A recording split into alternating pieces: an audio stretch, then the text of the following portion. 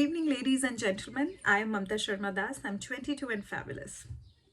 Okay, just fabulous, not 22, or maybe 22 plus 12, 13, something, whatever. I was never good at math. I never was. I never will be. But the whole point is, let not a number or an age define who you are.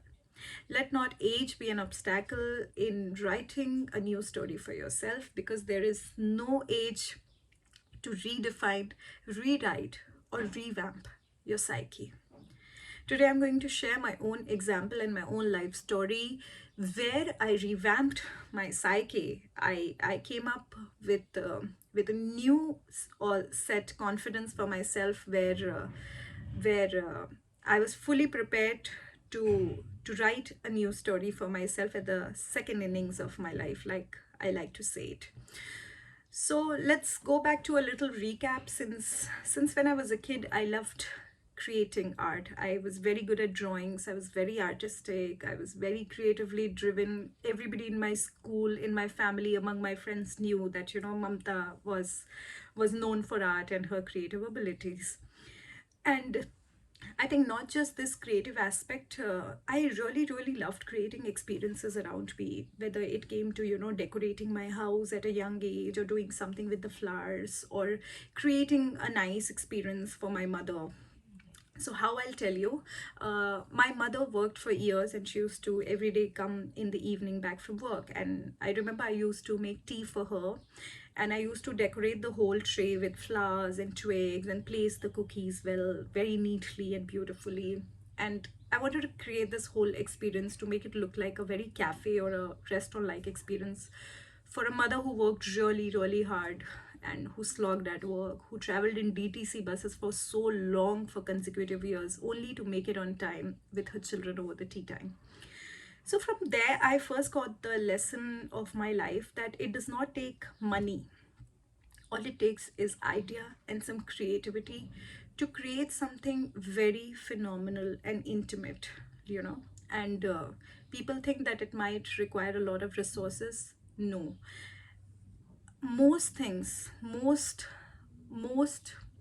stimulating and most creative experiences do not involve a lot of money. So that was the whole point. And I was probably or barely was 8 or 9 at age. And I think this ability only gave me the confidence later on in my life that, I could do something around doing this full time for a living. So yeah, it may be popularly called as content creation today, but I remember I've been creating content, some very stimulating and happy content since the time I was a kid. I think in our generation, we weren't just documenting it, and social media was not a boom. Not boom, rather, nothing existed like social media back then. So we were just making some real experiences and feeling good about it. So all this made quite natural for me that, I'm going to pursue art and design in future. And it was all decided, and then came a phase when I had to approach my mother to express my intent that, I wanted to be in the same line. But soon after, my mom slapped the reality in my face that I don't have a father, we're not privileged, and even if I like decently make it to a design college, it would require me material, art supplies, a lot of other stuff that we could clearly not afford at that point of time. And moreover, I think my mom thought that I was a hippie, and art and design is all about people who are not serious about their career, or it's in fact not a real career in itself. It's not something that with which you can fetch a living or do well in your life. So it was very hard for me to explain to my mother at that point of time, and she wanted me that I should do something very decent, something very office based and all of that. So I did not argue, I did not fight, I did not get mad at her or angry at all. I just went on the regular path to pursue my degree. And then but I decided that whatever I'm going to do, I was not really hurt or anything, but then it was the self-respect probably, or something that came purely internally, that I'm not going to ask her any money thereon.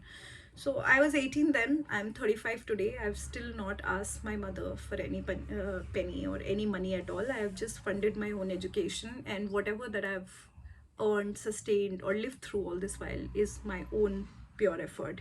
So nothing to brag about, but then I think it's something that, you know, whoever I'm today, that has always been feeding my soul and my ego and my respect and all of that.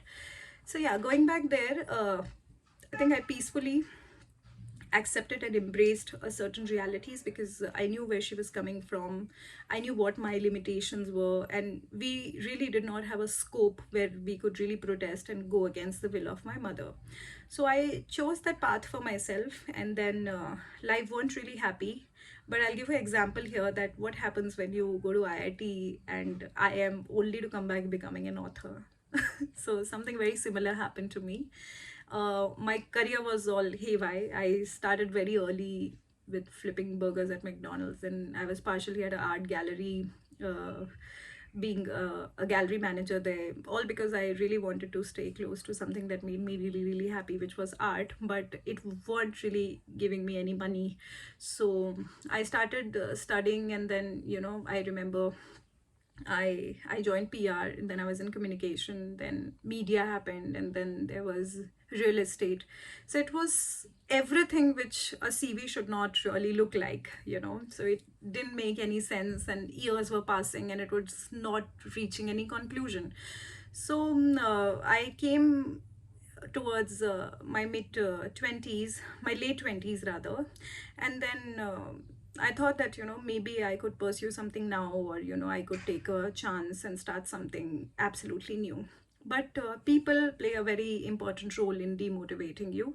So they said that, you know, there's a certain age to switch, there's a certain age to learning, and now it was my age to marry and settle and have a child. And to be very honest, I did. I confined for the longest period of my life. During my early years, all I was doing was confining myself to the standards, like, you know, the set uh, standard rules that we have ki itni umar mein bacha, itni umar mein shadi, and everything was going smooth, but inside of me there was a storm, and, you know, that anger and unfulfillment, that I've never really did anything for myself. I crushed my all dreams and my real true desires. But then I married, and then I even had a child, and it turned out that my daughter was on the spectrum. She had mild autism, and she had Asperger's syndrome, and due to which it was very, very certain that I couldn't go back to corporate any longer. But at least I was glad that the odd jobs chain broke, and now I had a little time to think by myself. But again, years again passed, and she was already two by now. She was crossing two. I was already in my 30s, and that's when, on one of my birthdays, I bumped into an old friend who kind of saw me with a shock, and he reminded me that, you know, are you the same person who was so creative and so artistically driven, and who was so passionate overall with everything she did, and remembered for the style she wore at work and all of that? And it was really so in phase that I actually went back into a trance thinking all about it. And I'm like, yeah, I've almost forgotten that girl. And I told him that there's no way I could go back, you know, being that person any longer. And that's when the person nudged that why not? We are living in 21st century, and there is so much now with social media happening and all of that. So all he did was to give me a little push. And then I remember I created Bohobaalika, and that's how Bohobaalika was born on internet. And that's when I decided that I'm not going to hide my true identity anymore. There was no art degree, there was no special skill in design, there was nothing, no styling background, any of it. But I decided I will arrive, and I will do all of it. Like, you know, not like really the jack of all trades or something like that. But then I thought that I'm going to just document my entire life, creative endeavors, and everything that I do around my parenting, my styling, my home, or my life in general. And with no concrete idea of really inspiring somebody with that, or maybe, you know, writing a phenomenal story, I started being very, very natural, very unfiltered with my life story.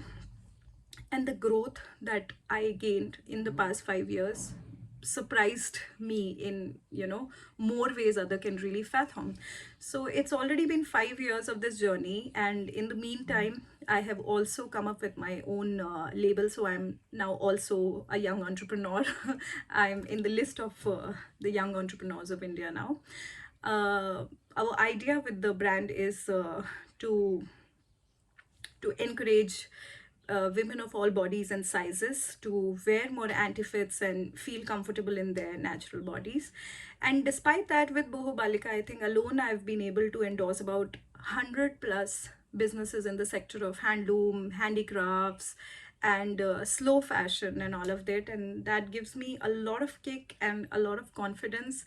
And if you really look back, I never felt that I would be able to make it. Like I almost thought that it's a dead show, it's a dead end, or maybe I'll be at home for the rest of my life just bringing up my child, unless one sign came up above from the heavens that uh, basically the perfect opportunity and the perfect time is never arriving for yourself. So you need to realize that you have to stand up, you have to change and revamp your psyche to stand and start from anywhere. Like you're stagnant, and if you wait that all the resources and all the opportunities and the right time is going to come to change something about your fate, it's not going to happen. Once you change here, it's the true beginning to writing a new scope and a new story for yourself. It's never with money. Like I told you ages ago also, I knew that it did not require money. All it required was passion and a true calling. And once you're confident that you really, really want to do something for yourself, you do not need a degree, you do not money, like not a lot of money. Of course, it's a real necessity, but it's not everything. But you have to just start from somewhere, because when you start helping yourself, you get help from the above as well. So this was my story, how I revamped my psyche, and now it's your time to revamp your psyche and write a new tale for yourself.